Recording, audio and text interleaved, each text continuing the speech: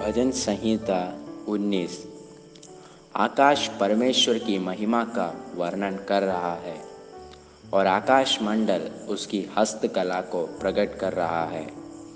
दिन से दिन बातें करता है और रात को रात ज्ञान सिखाती है। ना तो कोई बोली है और ना कोई भाषा जहाँ उनका शब्द सुनाई नहीं देता। उनका स्वर सारी पृथ्वी पर गूंज गया है और उनके वचन जगत की छोर तक पहुँच गए हैं। उनमें उसने सूर्य के लिए एक मंडप खड़ा किया है जो दुल्हे के समान अपने महल से निकलता है। वह शूरवीर के समान अपनी दौड़ दौड़ने में हर्षित होता है।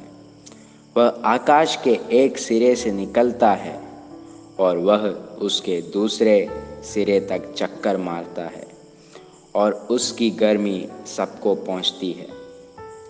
यहोवा की व्यवस्था खरी है, वह प्राण को बहाल कर देती है। यहोवा के नियम विश्वास योग्य हैं, साधारण लोगों को बुद्धिमान बना देते हैं। यहोवा के उपदेश सिद्ध हैं, हृदय को आनंदित कर देते हैं। यहोवा की आज्ञा निर्मल है, वह आँखों में ज्योति ले आती है। यहोवा का भय पवित्र है, वह आनंद काल तक स्थिर रहता है।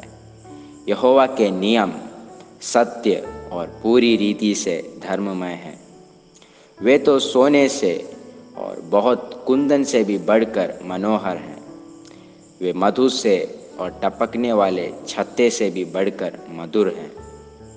उन्हीं से तेरा दास चिताया जाता है, उनके पालन करने से बड़ा ही प्रतिफल मिलता है।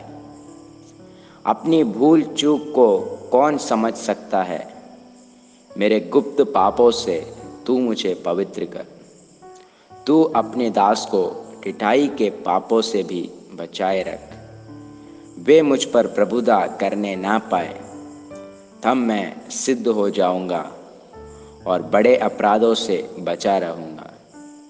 मेरे मुँह के वचन और मेरे हृदय का ध्यान तेरे सम्मुख ग्रहण योग्य हो। हे यहोवा परमेश्वर, मेरी चट्टान और मेरे उद्धार करने वाले।